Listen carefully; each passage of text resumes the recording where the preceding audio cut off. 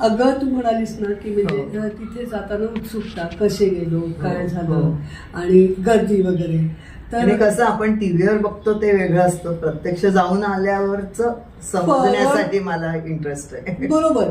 तर अगं तेच गोष्ट, आणि इतका फरक असतो ना, म्हणजे आपण हे बघतो, व्हिडिओ बघतो, बातम्या ऐकतो, पेपरमध्ये बघतो आणि कुठे, आणि इतकी आपल्याला अशी त्याची दहशत बसते ना, काय सांगू. म्हणजे मी आता सुद्धा माझ्या एका मैत्रिणीला ग्रुपवरती असं ते काहीतरी स्टॅम्पेड वगैरे काहीतरी टाकलं, म्हटलं की लोकांना दहशत बसते. जायचं तर असतं बरं का, पण मग ऐनवेळी कॅन्सल करतात माणसं. म्हणजे तुझ्या विणबाईने पण कॅन्सल केलं तर म्हणजे उशीर लागतो किंवा काय, रस्त्यावरती खूप अशी अडचण येते, पाणी मिळत नाही, टॉयलेट मिळत नाही वगैरे वगैरे, ऐकून 10-12 तास थांबायला लागलं, 24 तास थांबायला लागलं. तर असं काही नाहीये. आम्ही गेलो की नाही, तर आम्ही जाताना तुला सांगते अगदी सहज गेलो. खरं सांगायचं तर वाराणसीला गेलो. एक मात्र आम्ही केलं की प्रयागराज पर्यंत तिकीट खूपच जास्त होतं विमानाचं, आणि 12 तारखेचं शाही स्नान होतं ना, त्यामुळं आम्ही काय केलं की एक दिवस आधी, 24 तास आधी ते बॉर्डर सील करतात. बरं. कोणची वाहनं आत येऊ देत नाही. बरं. चालत तुम्ही जाऊ शकता, आत सोडत नाही.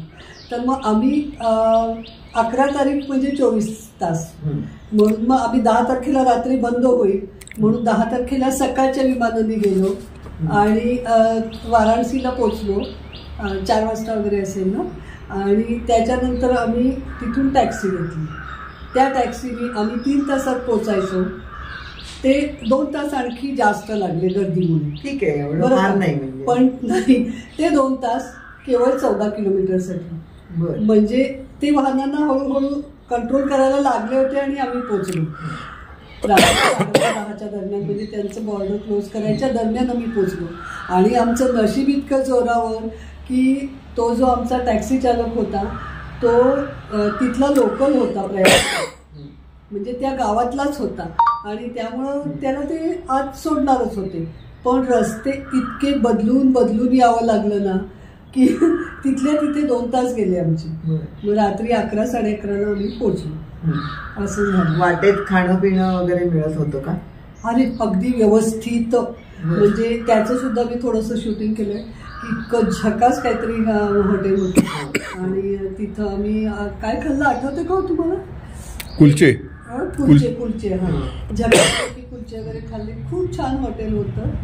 पण आम्ही बनारस ते प्रयाग असे गेलो. म्हणजे प्रत्येकाचा मार्ग वेगळा असेल, त्या मार्गावरती कदाचित थोडंफार कमी जास्त, तर त्या दृष्टीने तुम्ही नक्की भेटेलच असं काही सांगता येत नाही. कारण आम्ही जेव्हा परत जाताना प्रयागहून लखनौला गेलो ना, तर त्यावेळी वाटेत फक्त बटोहा म्हणून एकच धाबा होता, आणि त्या धाब्यावरचं खाणं काही इतकं चमचमीत होतं. म्हणजे लोक फार आवडीने खात होते बरं का, खूप लोक, गर्दी, आणि तेवढा एकच धाबा संपूर्ण तेवढ्या 4 तासाच्या प्रवासात. मध्ये केवळ एखादी चहाची टपरी असली तर असली, असं होतं. म्हणजे प्रत्येक मार्गाचं थोडं काही वेगळं असू शकतं. तर मग आम्ही तिथं पोचलो, आणि रात्री तर हे झालं. दुसऱ्या दिवशी 11 तारीख 12ला स्टे केला तुम्ही? आम्ही होमस्टे केला. मी ऑनलाईन बुकिंग केलं होतं booking.com वरून बरं का. त्यामुळे मला 10,000 4 रात्री असं राहायला मिळालं. अदरवाईज त्यावेळी बाहेर सगळीकडे 20,000च्या खाली काही नव्हतं 4 रात्रीसाठी. बरं, खरं तर 10,000 पर डे प्रमाणे होतं सगळीकडे. आणि ते मला अचानक होमस्टे मध्ये मिळालं. मी ते बुक केलं. पण त्यातही कसं आहे की ते छोटंसं खेडेगाव आहे. प्रयाग हे छोटंसं खेडेगाव आहे. त्यांची वस्ती किती कमी आहे, आणि त्यामुळे तिथं कसं आहे की अजून आपल्यासारखं ड्रेनेज हे ते सगळं झालं नाही. आम्ही राहिलो होतो ते घर इतकं पॉश होतं सगळं, आणि त्यांनी अचानक सगळे लोकांनी हे केल्यामुळे बेडशीट नवं कोरं, रग नवा कोरा, सगळं काही नवं कोरं, चकचक, टॉवेल नवा चकचकी, सगळं काही. आणि बिल्डिंग देण्याचा प्रयत्न केला. हो, बिल्डिंग सुद्धा शाही बांधलेली. पण दरवाज्यातनं तू उतरलीस ना की बाहेर ड्रेनेज असं सांगलेलं वगैरे. म्हणजे हे आपल्याला शहरी माणसांना जरा सवय नसते आपल्याला. बघण्याची भयंकर वाटतं. आणि एक मला ना आवडलेली गोष्ट सांगते की तिथे ना आम्ही नाश्ता करायला गेलो ना तर शेजारी जे असं ड्रेनेज मोठं गटार जे होतं ते त्यातच त्या डिश टाकायला लागले आणि ते मला इतकं चिरडणारं वाटलं बरं का. मी त्याला पटकन म्हटलं तुम्ही एखादं पोतं वगैरे का नाही ठेवत आहे बरं का, त्याच्यात ते हे भरून ठेवा करा. म्हणाले मॅडम अहो इथे ठेवायला जागा नाही येत. आणि इतकी गर्दी आम्ही पुणे म्हणजे आम्हाला काही असं हेच नाही, अशी गर्दी रस्ता ते साफ करून जातात पण हे उचलायला कोणी येईल की नाही ह्याची गॅरंटी नाही. आणि म्हणाला इतकं जास्त गर्दी होतीये की आम्हाला हे झेपत नाही. आणि त्याचा आम्ही वेगळा अनुभव कसा घेतला माहितीये का की आम्ही उत्तमातल्या उत्तमात हॉटेलमध्ये एक दिवस जेवायला गेलो बरं का, एकदा दोनदा गेलो. पण लक्षात आलं की त्यांनी तिथेच पण तिथलं जेवण सुद्धा ना त्यांनी काहीतरी असलेलं कसं तरी अर्धवट शिजवलेलं का काय आणि कॉस्टली आणि उत्तम याच्यात गेलेलो पण तरी देखील ते धड शिजलं नव्हतं का त्यांनी आदल्या दिवशीचं पाणी मारून हे केलं होतं. म्हणजे सगळे लोक पण पैसा मिळतोय म्हटलं इकडे तिकडे पळतात, हॉटेलात तरी कामगार मिळतात नाही मिळतात का, इतके त्यांचे प्रॉब्लेम. म्हणजे आपण थोडंसं पडद्यामागे पाहिलं ना की काय ह्यांची अवस्था होत असेल. ते लोक सुद्धा म्हणजे प्रॉब्लेम्स करतात.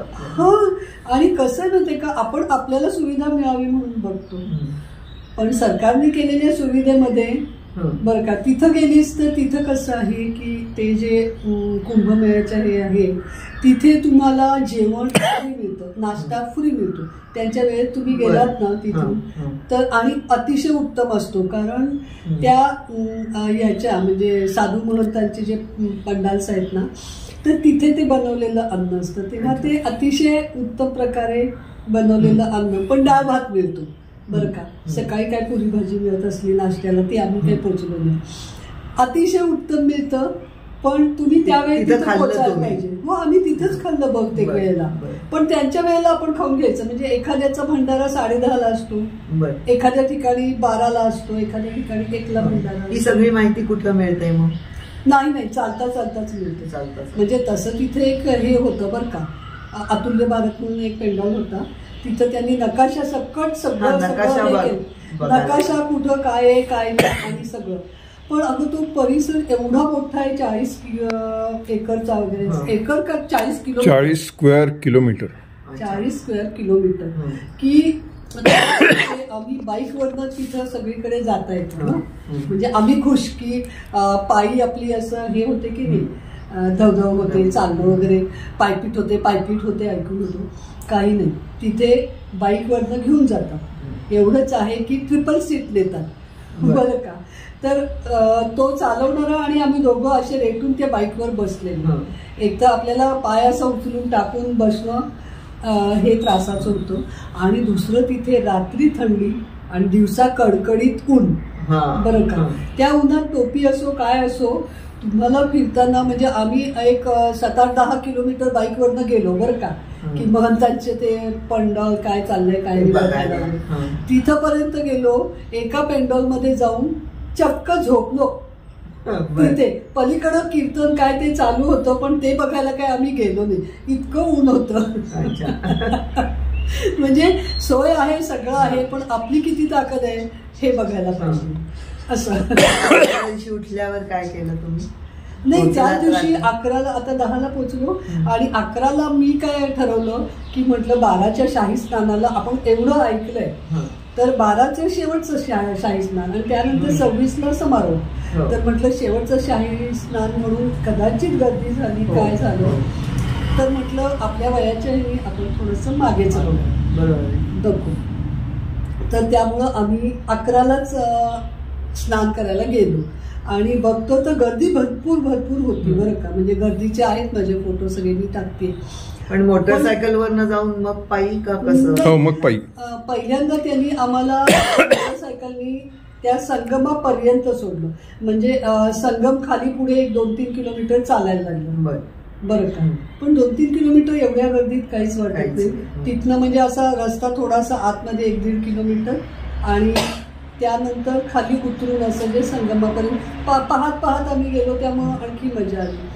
आणि ते 2-3 किलोमीटर गेल्यानंतर तिथे नावाडी असतात ते मग तिथे थोडं ते जास्त दर सांगतात बरं का, 1000-1200 वगैरे पर हेड. मग आपण थोडंसं बार्गेनिंग केलं तर चालतं, तिथे बार्गेनिंग मस्त चालतं.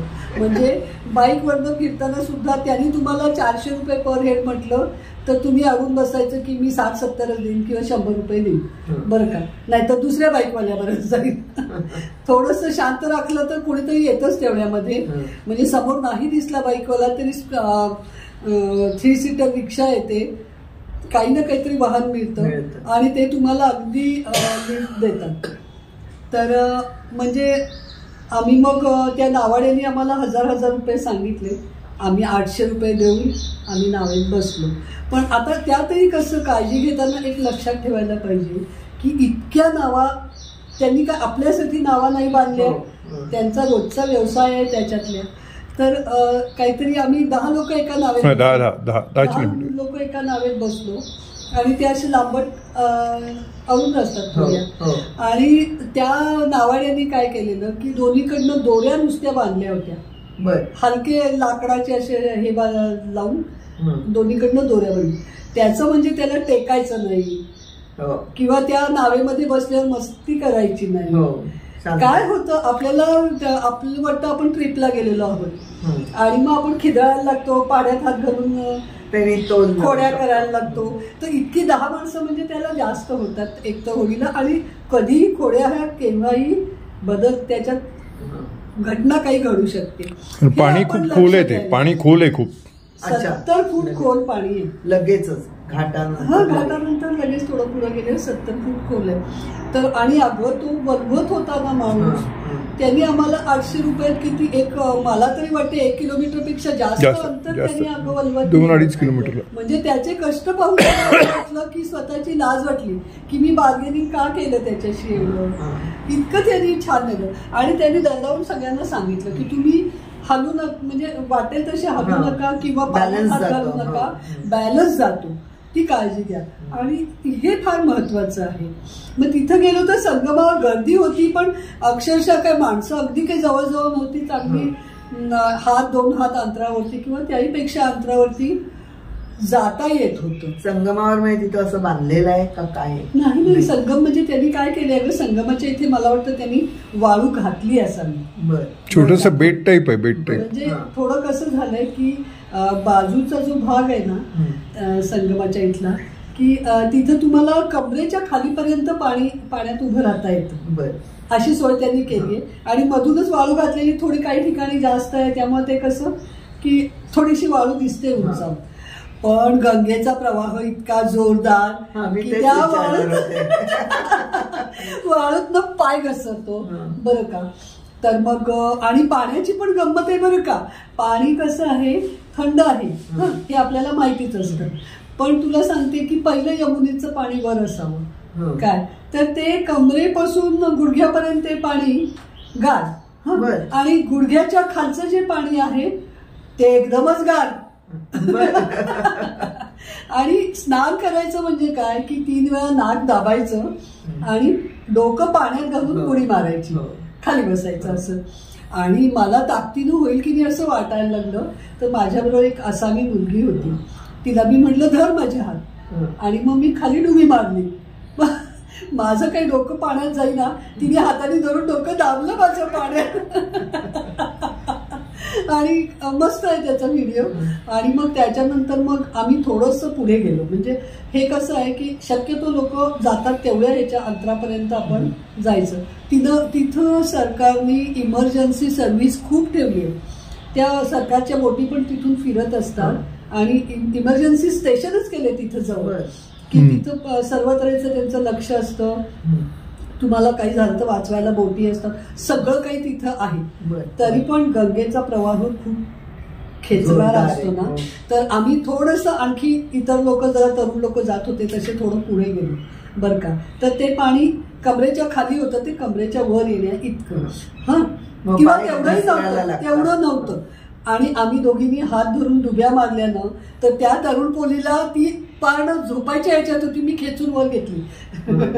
पाय निसटतात अशा वेळेला, पाय निसटतात, वाळू सरकते ना खालची ती प्रवाह. पण स्नानाची इतकी मजा की लोक भक्तिभावाने असं एकत्र येतात. म्हणजे खरं तर हा ना की आपण सण असं म्हणतो की सण सगळी लोक एकत्र येणं आणि सगळ्यांनी छान ते एन्जॉय करणं. हा, आनंदाने आणि भक्तिभावाने. म्हणजे श्रद्धेचा जो भाग आहे ना ते अक्षरशः आपल्याला आतून इतका आनंद देतो ना ते पाहणं किंवा त्याच्यात आपण सामील असणं याच्यामध्ये. ती खूप मजा होती. मग नदीच्या किनाऱ्याला सगळे लोक हे करत होते की उदबत्त्या लावत होते, दिवा लावत होते, आरती वगैरे. हा, म्हणजे दिवाने आरती करायची, उदबत्ती लावायची, फुलं वाहायची. तर त्याला सुद्धा अटकाव नव्हता बरं का. आणि माझ्यासारख्या किंवा आपल्यासारख्या शहरी लोकांना काय वाटतं, नदी घाण होते, नदी घाण होते बरं का. पण ते तीराला असं हे ठेवलेलं नाही. ते लोक येतात आणि थोडे थोडे वेळाने ते साफ करतात.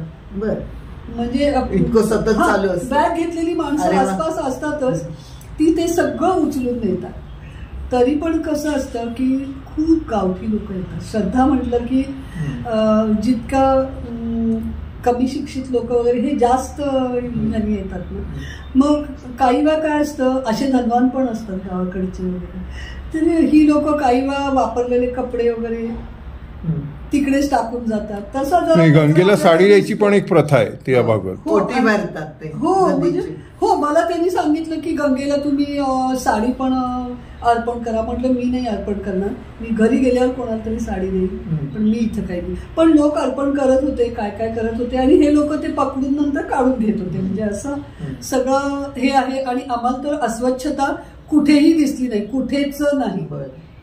म्हणजे संगमावरती वाळूत थोडे कपडे लोक टाकून जातात इतकंच. पण म्हणजे टॉवेल विसरतात, इतर काही कपडे विसरतात, असं थोडंफार. कारण ना तिथे तुम्हाला वेळ देतात. 1.5 ते 2 तासामध्ये तुम्ही 10 लोकांनी तिथून स्नान बोट तिथंच उभी असते. हा, बोटीत चढायचं 1.5-2 तासामध्ये. ओळखू येते आपली बोट.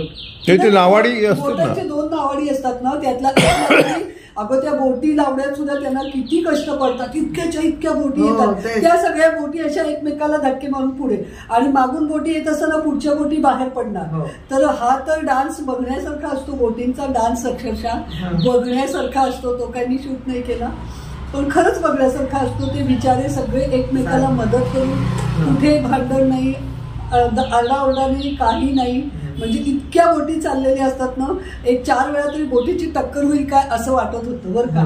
पण काही न बोलता तो नावाडी असं नुसतं बोटीला धरतो, हळूच बाजूला करतो आणि बोटी चालायला लागतात. म्हणजे हे खरंच इतकं सुंदर दृश्य होतं ना. आणि मग तिथे बोटीच्या तिथे गेल्यानंतर तो बोटवाला एक आपल्याबरोबर येतो दोघांपैकी, आणि तो आपल्या ग्रुप सगळेजण एकत्र उभे केले की मग त्यातले दोघं, कारण आपल्याजवळ दागिने किंवा काय पर्स वगैरे असते ना, त्यामुळे दोघातले एक किंवा मित्रातले 4-5 जण गेले, 2-3 राहिले, असं करतात. मग तिथं तो नावाडी दुसरा उभा राहतो ओळखू यायसाठी, आणि मग त्या ग्रुपमधले लोक जाऊन येतात असे. पण काय होतं अगं, प्रत्येक ह्याच्यातले 3-4 तरी ग्रुप होतात, 10 जण 3 तरी. आणि मग एकदा पाण्यात गेलं ना की त्या पाण्यामध्ये डुब्या मारताना परत यावंच वाटत नाही. म्हणजे पहिल्यांदा पाण्याच्या गारव्याने मी जोरात किंचाळले, सहन होईना. मला असं वाटलेलं की मला थंडी आणि ताप आज नक्कीच आहे बरं का, कारण मला खूप खोड आहे तशी. त्यामुळे मी घाबरले होते आणि दुसऱ्या क्षणी विसरले. आणि मग जे डुब्या मारायला लागलो ते बाहेरच यावंसं वाटेल ना, सगळ्यांचंच असं. सगळेजण इतके खेळत होते. मग तो नावाडी चला चला चला चला तासभर. ही खूप मजा होती, खूप मजा होती. ते ओले त्यांनी सगळे परत केले. आणि हो, कपडे बदलायला म्हणजे त्यांनी तिथे हे केलेले आहेत, म्हणजे असं आडोसे केलेले आहेत. म्हणजे असं ते डब्यासारखं असं ते खोल्यासारख्या उभ्या केलेल्या आहेत. पण कोणी तिथे जात नाही. आपल्या भोवती दोघं पार्टनर असतात, एक टॉवेल धरतो, बस त्याच्या मागे पटकन बदलून टाकायचं. भोवती टॉवेल साडी घालतात. आणि थोडं मी सांगू का, ओले त्यांनी जरी आलं बाहेर तरी तुम्ही 15 मिनिटात पूर्ण वाळून जात. भयंकर. आणि काही नाही, म्हणजे मी तर ओलेतीच आली बरीच सारी, पण मला काहीही त्रास झाला नाही. एक कणभर सुद्धा त्रास नाही झाला सर्दीचा. पूर्ण सगळं वाळून गेलं. हा एक वेगळा अनुभव होता. आणि त्या तलावात त्यांनी जलपोलीस त्यांच्या भाषेत आणि जल अँब्युलन्स अशी पण आहे. एक बेट केलंय त्यांनी सेंट्रल हॉस्पिटल, बरं. पण इथनं तिथपर्यंत हॉस्पिटलला जायला सुद्धा एक बोट ठेवली. हो का? म्हणजे कुठे तिकडे ती कोणी चांगली गेला आहे. ते लगेच उचलून तिकडे आणतात. कारण तिकडे गर्दीतनं नेणं अवघड. पोलीस सुद्धा आहेत मॉनिटर करायला. बर पोलिसांच्या सुद्धा 2 बोटी आणि ही असली एक बोट.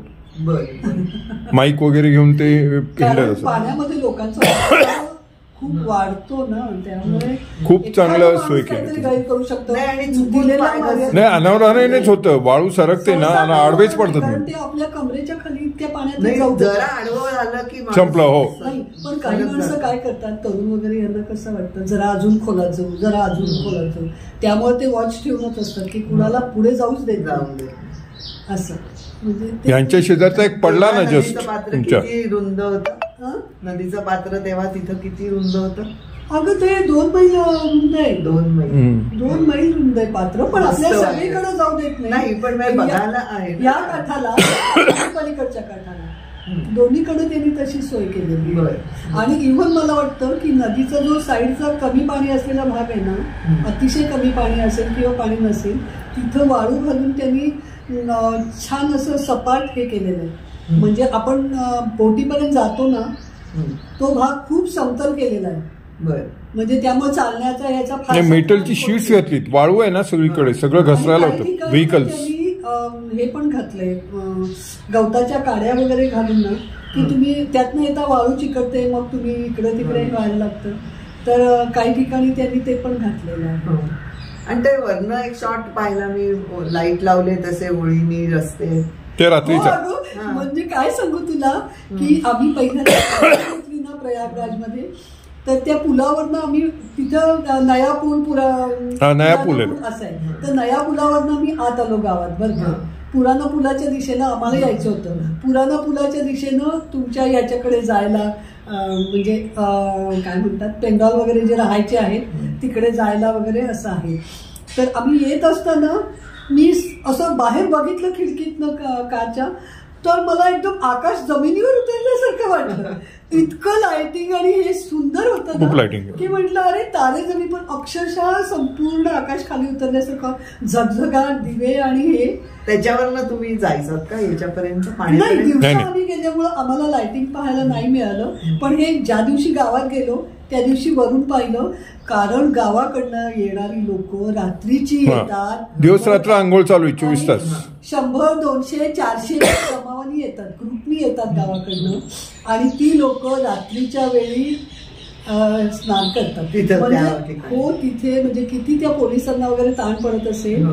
की रात्री 2 वाजता सुद्धा तिथे जाऊन लोक स्नान करतात. कुठच्याही वेळेला जाऊन स्नान करतात. हा एक प्रकार होता. आम्ही काय रात्री गेलो नाही. मग आम्ही 11ला स्नान केलं आणि मग संध्याकाळी जरा निवांत राहिलो. 12ला शाहीच्या वेळी आम्हाला आमच्या इथला म्हणजे तिथला लोकल होता ना, तो म्हणाला की बाईकवरनं आम्ही तुम्हाला सोडू आहो, काही घाबरू नका, सकाळी लवकर गेला तर गर्दी नसते, 6 वाजता तुम्ही तिकडे जा, स्नान करायला मिळेल. पण आम्ही दोघं असं विचार केला आणि घरच्यांचा पण घरून फोन यायला, जाऊ नका त्या याच्यात वगैरे. तर म्हटलं लोकांना दहशत नको घरच्यांना, म्हणून आम्ही दोघं काय गेलो नाही. पण माझी आसामी मैत्रीण तिच्या 60 पार केलेल्या आईबरोबर सकाळी 6, 6:30ला जाऊन आरामात स्नान करून आली. ती मला म्हणाली, आंटी आप क्यों नाही आहे? तर ते एक म्हणजे मस्त होतं. असं काहीही दहशत म्हणजे आपल्याला जी वाटते ना, तसं काही नाही. लोक सुद्धा चालतात ना, त्यावेळेला त्यांनी काय केले की एका दिशेने जाऊ देतात. म्हणजे गर्दी खूप असली तरी तुम्ही जेव्हा एका दिशेने जाता ना, तेव्हा काहीच प्रॉब्लेम नसतो. ढकलाढकली वगैरे याचा काही संबंध नाही. म्हणजे अतिशय जवळून लोक जात होते, पण कुणी कुणाला धक्का मारायचा प्रश्न नाही, सगळे एका दिशेने चालले. हा एक प्रकार तिथे खूप होता. म्हणजे त्यामुळे म्हणजे आपल्याला वाटतं की चालायला लागतं थोडं किंवा हे आहे ते आहे, तर ही सुरक्षितता त्याच्यामध्ये आहे.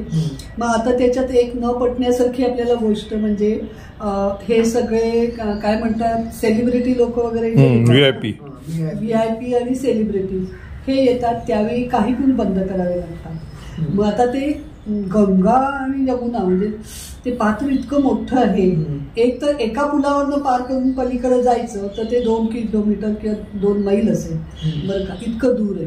आणि तसे बरेच पूल आहेत, पण 2 पुलामध्ये अर्धा-1 किलोमीटरचं तरी अंतर असेल, कडकडणारं ऊन, बरं का. तर आपल्यासारख्याला इथून तिथं जायला बाईक सुद्धा सहसा मिळते, पण काही लोकांना ते बार्गेनिंग जमत नसेल किंवा बाईकवर बसायला जमत नाही किंवा तेवढे पैसे नसतील काही गावाकडच्या लोकांना, त्यांना मात्र पायपीट करावी लागते अशा वेळी. तर तो भाग पाण्याची काय प्यायच्या पाण्याची तेव्हा काय सोय असते? अगोबाई खूप सुरेख सोय.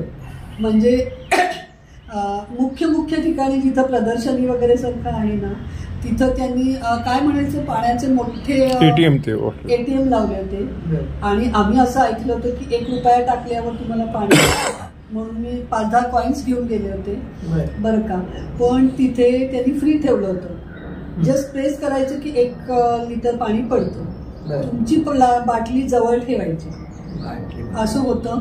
आणि बाकी सांगू का, जिथे आम्ही फिरत म्हणजे आंघोळ करायला जाताना तर तंबूच्या साईडला प्रत्येक 100 फूट 100-150 फुटावरती नळ होते आणि स्वच्छ आणि उत्तम आणि भरपूर पाणी तिथे येत होतं. प्रेशर नाही, अक्षरशः अगदी प्रेशर नाही, पाण्याचा काही प्रॉब्लेम नाही. किंवा तुम्हाला रेस्ट घ्यायची ना, तर हे जे राहण्याचे तंबू महागडे वगैरे जरी असले तरी त्याच्या पुढच्या साईडला त्यांनी थोडा भाग असा हे केलेला होता की तिथं 50-1 माणसं तरी एका वेळी झोपू शकतात.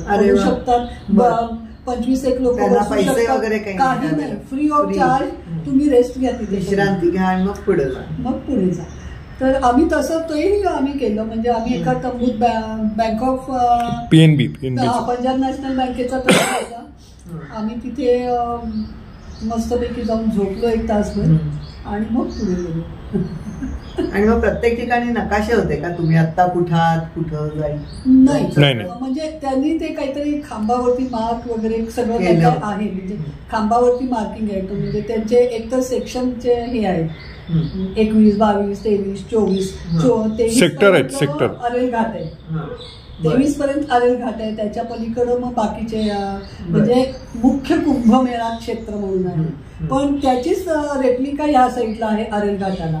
लोक सगळे तिथं नैनीकडनं पलीकडे येतात कुंभमेळ्याच्या मेन जागेला, बरं का. तर त्यामुळे तिकडे अति जास्त गर्दी होते, पण आम्ही काही तिकडे गेलो नाही. अभ्यास केला होतास का सगळा? मी फक्त वाचलं होतं की अरेल घाटला जा, तिथे गर्दी नाहीये, तुम्हाला कम्पॅरेटिव्हली तिकडं भयंकर गर्दी आहे, कम्पॅरेटिव्हली गर्दी कमी आहे, तिकडं खूप जास्त गर्दी आहे. आणि गावठी लोक जी ट्रेननी वगैरे येतात ती सहसा नैनीकडनं तिथं उतरून येतात आणि त्यामुळे तिथं खूपच जास्त गर्दी आहे. आणि त्या मनाने अरेल घाटला काहीच गर्दी म्हणजे बरीच कमी आहे गर्दी आणि कंट्रोलही चांगला. फारच बघण्यासारखं आणि खूप मोठा उत्सव होता. आणि मग तिथं नंतर देवळात वगैरे असं तुम्ही कुठे व्हिजिट केली का? नाही, देवळात म्हणजे काय झालं की पहिल्या दिवशी आम्ही दमूनच गेलो, गंगेत सगळं स्नान केलं आणि हे सगळं एन्जॉय केलं इथे तिथे. आणि त्या दिवशी तिकडे जायचं आम्ही आळस केला. दुसऱ्या दिवशी शाही स्नानाचं हे होतं, तर त्यावेळी तिथे गर्दी खूप होती म्हणून आम्ही त्या देवळाकडे वगैरे गेलोच नाही. म्हणजे लेटे हुए हनुमान म्हणून आणि एक वड आहे वाटतं जुना, तर भाविक लोक तिथे जातात, पण आम्ही तिथे गेलो नाही. पण 13 तारखेला सुद्धा आम्ही गेलो ना, तर तिथं प्रचंड गर्दी होती आणि मग बऱ्यापैकी चालायला पण लागणार. आणि एवढ्या कारण त्यांनी अलीकडचे रस्ते बंद केले होते, पूल ते. अगं त्या दिवशी कतरिना कैफ, देवेंद्र फडणवीस, पण हे ऐकू बातम्याच कळायच्या कुठं गर्दी आहे काय नाही दिसते ना समोर. अच्छा, समोर. आणि मग कोणतरी सांगतं की का बंद केलंय, तर मुख्यमंत्री आए हुए कतरिना कैफ आई हुई. पण त्यातला एक किस्सा सांगते तुला की आम्ही 2 जण असंच 13 तारखेला फिरायला बाहेर पडलो, आम्हाला आखाडे बघायचे होते म्हणून. पण बरेच सारे आखाडे बंदच होते आणि मग म्हटलं तर माझ्या लक्षात आलं की त्या आखाड्यात आता थोडे काही जे लोक राहिले आहेत आणि त्या आखाड्यांमध्ये आपल्यासारख्याला महंत फार विचारी वगैरे भेटणं ही अपेक्षा ठेवणं चूक आहे. म्हणजे सामान्य जन जे प्रचार करतात कुठल्या याचा स्ट्रीम्सचा, तर ते लोक म्हणजे आम्ही एका तंबूमध्ये बसून ऐकलं बरं का की आता कलियुग संपणार आहे वगैरे असे त्यांचे जे विचारवाद होता, तर त्याबद्दल त्यांनी सांगितलं. ते एक अर्धा तास बसून आम्ही ऐकलं वगैरे. परंतु इतकं काही असं ते आता आखाड्यात नाही. त्या ते दिवशी आखाडे एका बाजूला आहेत का? नाही, सगळीकडे आहेत. त्या म्हणजे पलीकडे. ते मोठे आखाडे कुंभमेळ्याच्या मेन परिसरात आहे आणि थोडे छोटे छोटे आखाडे आरेरघाटच्या साईडला आहे. आखाडे म्हणजे काय असतं एक्झॅक्ट? आखाडे म्हणजे हे साधू महंत जे हो, ते तिथं येतात असतात, ना, हं. ते त्या तंबू म्हणजे काय म्हणावा, एखादं गाव असल्यासारखं. हा. म्हणजे खूप मोठे तंबू घातलेले असतात, बरं. खूप मोठे. म्हणजे तिथे त्या तंबूला आखाडा म्हणतात का नाही? त्या तंबू बरोबर ग्रुप- इतर अनेक अनेक अनेक तंबूचे 4-5 ग्रुप असतात. म्हणजे एका आखाड्याचे 10 तंबू असतील. बरं. 2-4 राहायला, जास्तही असतात. 1-2 स्वयंपाक करायला, भंडाऱ्याला, अमकं धमकं असं कॉम्प्लेक्स आहे तो मोठा. इथं पण ते फ्री म्हणजे त्यांचा त्यांचा 1 किलोमीटर तरी परिसर एकेका आखाड्याचा तरी असेल मला असं. हो, खूप. एवढे मोठे आखाडा म्हणजे त्या महंतांचं ते तिथं ग्रुप. हम्म. तो जिथे राहतो त्याला म्हणतात आखाडा. आखाडा.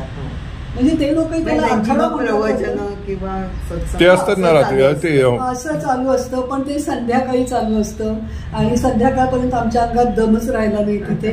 कारण आपल्या नाही, संध्याकाळी परत यायला सुद्धा तेवढं अवघड होत जातं. 10-20 किलोमीटर जाणं आपल्या हो का? अतिशय उत्तम रस्ते होते ना, काहीच कुठेच आम्हाला असं काही हे जाणवलं नाव ठेवण्यासारखं काही नाही. काहीच नाही गं. म्हणजे इतकी सुविधा होती की खरं कौतुक करण्यासारखंच होतं. आणि राहायला तिथं बेड्स होते का? नाही, बेड्स. नाही, आम्ही राहिलो तसं सगळं तिथे, चांगलं होतं. मस्त बेड्स होते. म्हणजे आम्ही होमस्टे घेतलेला ना, हो. छान होमस्टे होता. फक्त टॉयलेट कसं खेडेगाव असल्यामुळे त्यांच्याकडे तुम्हाला कमोड नाही होमस्टेला. मग आम्ही सरळ स्टँड कमोडचा घेऊन गेलो होतो इथून विकत. बरं. तो म्हणाला तिथे पण मिळेल, पण म्हटलं तिथे ऐनवेळी कुठे दुकानात जाणार किंवा नाही मिळालं तर, म्हणून आम्ही इथून घेऊन गेलो होतो. विमानात कुठेही आम्हाला अडवलं नाही. बरोबर. ही एक कारण खूप जणांना तो प्रश्न. आता तुला हा एक भाग सांगते हा किस्सा, की त्या कुंभमेळ्याचा प्रभाव कुठेपासून कुठेपर्यंत, की प्रत्येक विमानतळावर ह्याच्यावर आम्ही वयस्कर आहोत तर म्हणजे सगळ्यांनाच ते खरं तर सर्व्हिस देत होते, पण आम्हालाही समजून घेऊन जेवढी मदत करता येईल ती करत होते. आपण पुढे विचारत होते की तुम्हाला काही मदत हवी आहे का, तुम्हाला काही हे होत आहे का. आणि कुंभमेळ्यात तर तुला सांगत होते ना मग, अशी सेलिब्रिटी आले, नेमके फडणवीस वगैरे आलेले. आणि आम्ही त्या पुलापाशी की पिपा पुलावरनं पलीकडे चालत जाऊ. आता उन्हात 2 किलोमीटर चालायचं ठरवलं होतं. काय तर एका कारवाल्याने कमी पैसे घेऊन आम्हाला तिथपर्यंत सोडलं, बरं का, त्या पुलापर्यंत.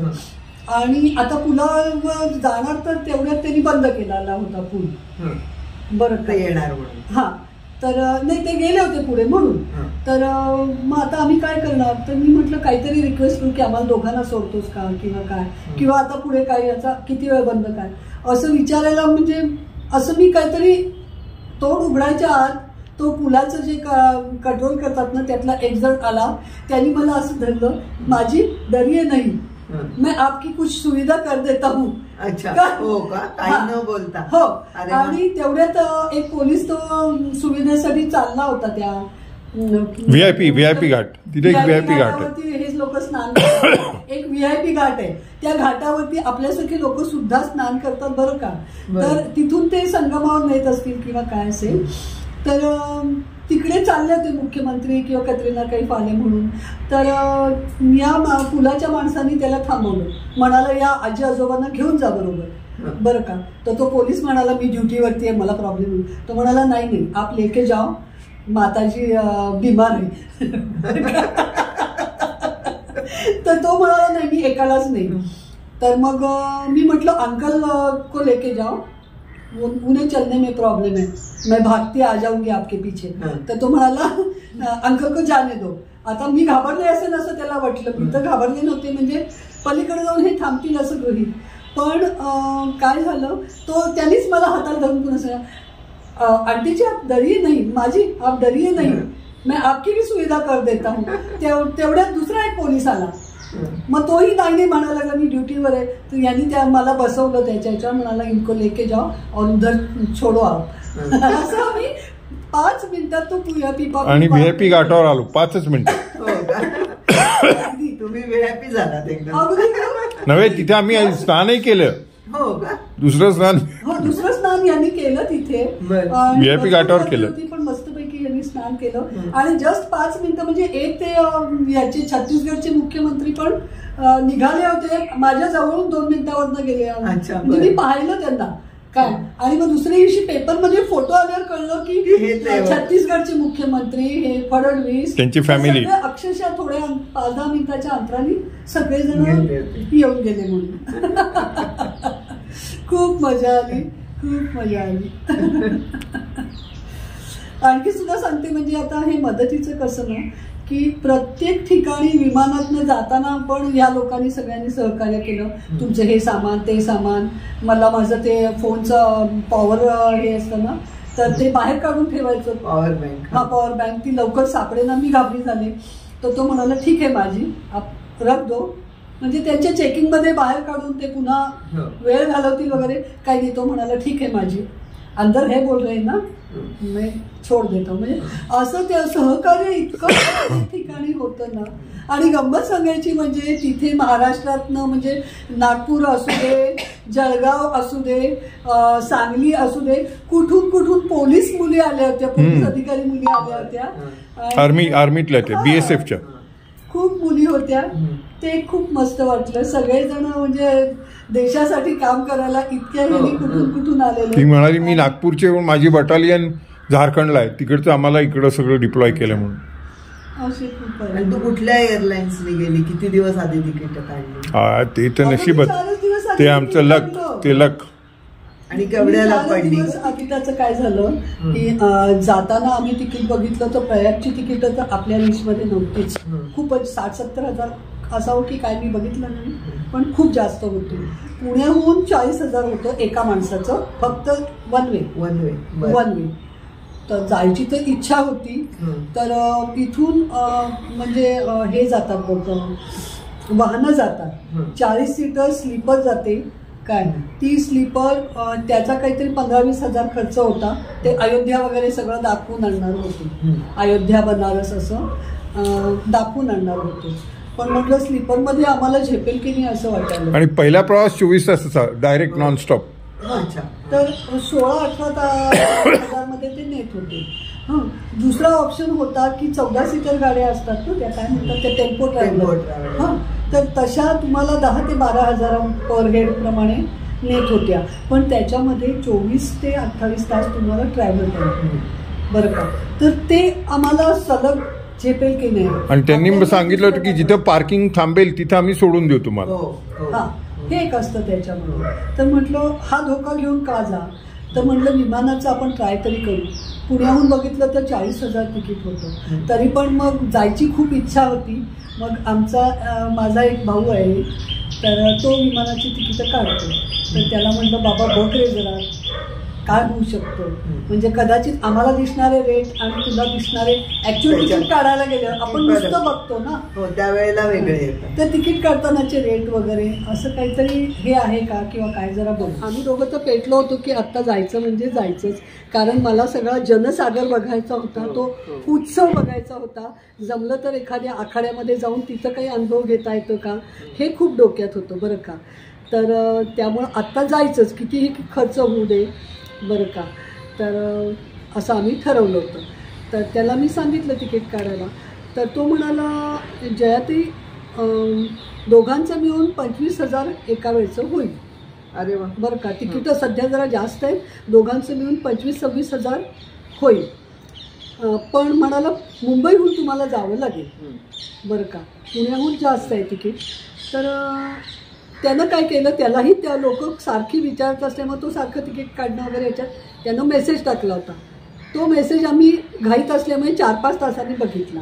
आणि मग संध्याकाळी परत त्याला फोन केला. म्हटलं अरे काढ की तिकीटं, हरकत नाही, आम्हाला काय 25-50,000 होतील ना दोघांची, तर चालेल म्हणून त्याला आम्ही सांगितलं. तर तो परत तिकीट काढायला बघायला गेला तर म्हणाला अगं एका वेळचे 30-32,000 होतात बरं का. आणि पुण्याहून 40,000 येतात आता.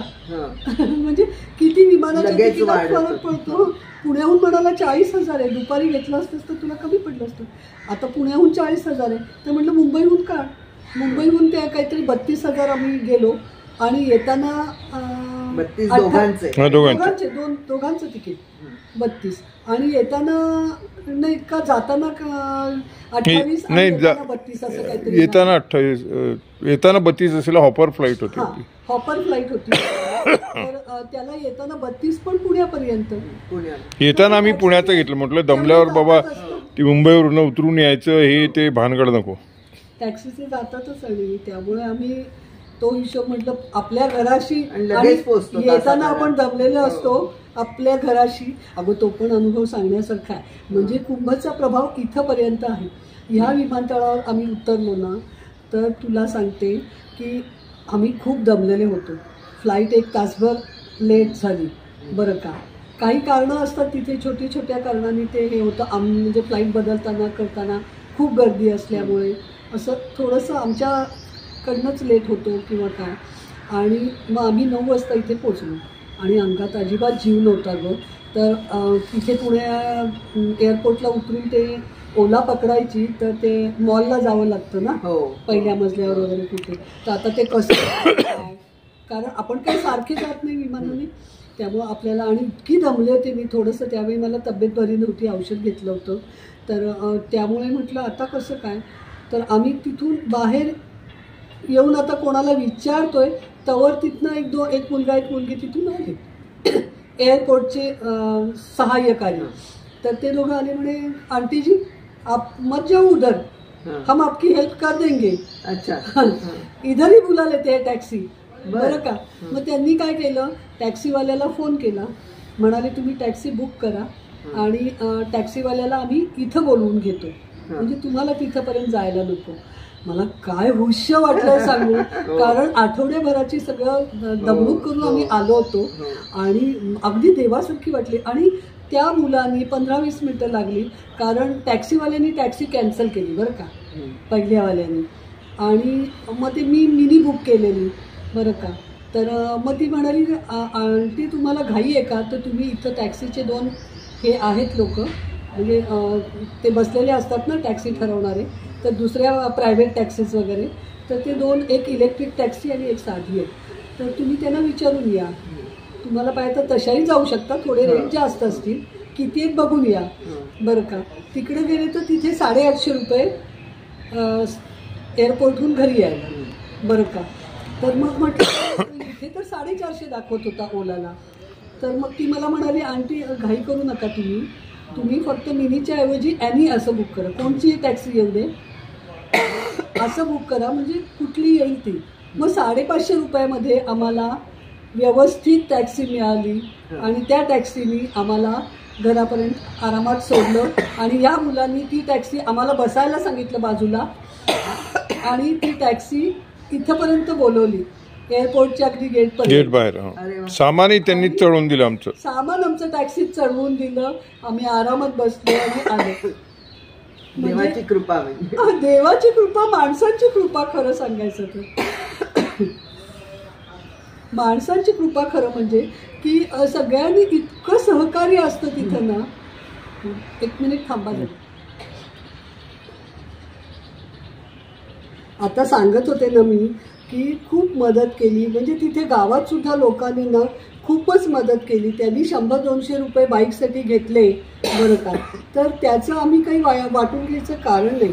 कारण त्यांना ती वर्षभराची कमाई त्यांची. आणि त्या याच्यामध्ये त्यांनी इतके किलोमीटर आम्हाला फिरवलं की काय सांगावं.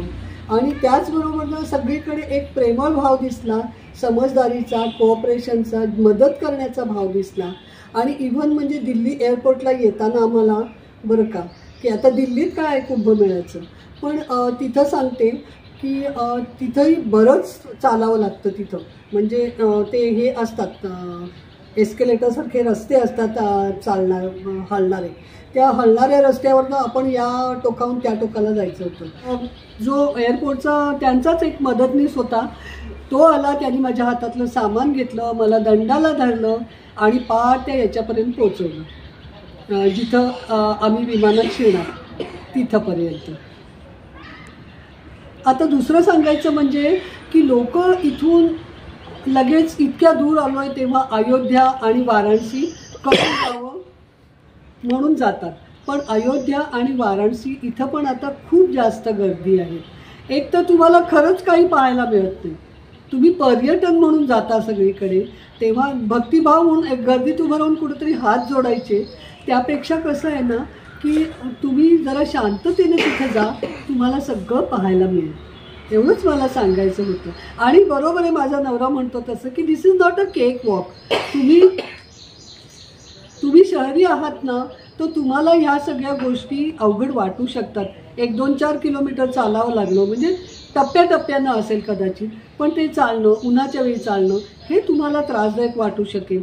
तसं असेल तर मात्र तुम्ही मागे राहा. जर तुम्हाला जायचं असेल, थोडीशी धमक असेल अंगात, तर जरूर जा. तिथे ढकलाढकली नाही, तिथे कुठल्याही प्रकारचं अघटित घडण्याच्या शक्यता अतिशय कमी आहे. सगळी सुव्यवस्था, सुनियोजन आहे, सगळी सोय आहे आणि सगळं काही मस्त आहे आणि तो अनुभव एक वार घेण्यासारखाच आहे. जरूर जा आणि सांगा मला.